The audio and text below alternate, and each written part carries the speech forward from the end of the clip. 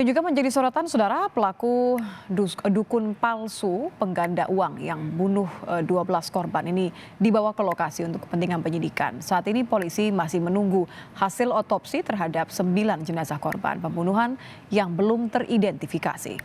Dukun palsu pengganda uang yang juga pelaku pembunuhan dibawa ke lokasi tempat ia menguburkan para korbannya.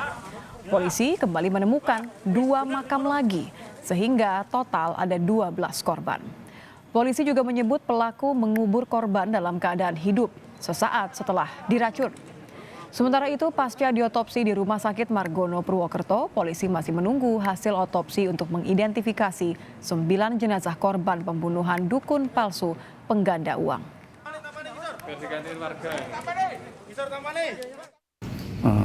Kebanyakan dari korban ini saya belum mendapatkan hasil daripada otopsi karena memang untuk kepentingan penyidikan, otopsi itu hukumnya wajib, Pak. Ketika terjadi pembunuhan, ketika tidak ada hasil otopsi, itu kan tidak bisa termasuk berkas perkaranya nanti otomatis kurang lengkap. Nah, bisa bebas kalau tidak ada otopsi. Makanya itu bagian daripada proses penyidikan, kelengkapan berkas yang harus kita kirimkan ke kejaksaan nanti.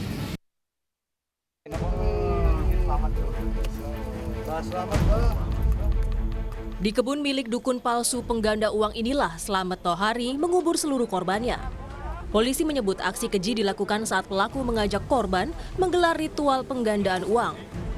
Saat itulah Slamet meminta korban untuk meminum racun hingga tewas langsung dikubur. Guna kepentingan penyidikan, pelaku pun dibawa ke lokasi kejadian. Bersama Kapolres Banjarnegara, pelaku menceritakan bagaimana aksi kejinya membunuh korban. Ini Pak Slamet, pada saat meninggal dunia itu nadinya sudah betul-betul mati atau masih hidup? Udah betul-betul mati, baru saya dikubur. Kalau belum mati, belum saya berani ngubur. Dan caranya gimana? Setelah diminum kan? Setelah diminum. Pada saat diminum itu dia sekarat nggak? Tolong-tolong nggak? Nggak bisa. Kan gini kan? Dikasih minum, nah minum, glok. Pak, minuman apa ini Pak? Sempat gitu nggak? Orangnya nggak sempat bilang seperti itu. Jadi gimana? Setelah minum itu langsung sudah nggak bisa bilang apa-apa. Intinya langsung mutah sedikit, terus dia sekitar 5 menit dia sudah nggak terasa apa-apa. Sementara itu, pasca terbongkarnya pembunuhan berantai, kini rumah dukun pengganda uang Slamet Tohari dijaga ketat petugas gabungan. Pembunuhan sadis oleh Slamet Tohari sempat membuat warga kaget karena selama ini desanya tak pernah ada gangguan keamanan. Kejadian pembunuhan di Desa Balun, merasa kaget banget. harapan Ibu dengan tersangka? Ya dihukum seberat-beratnya.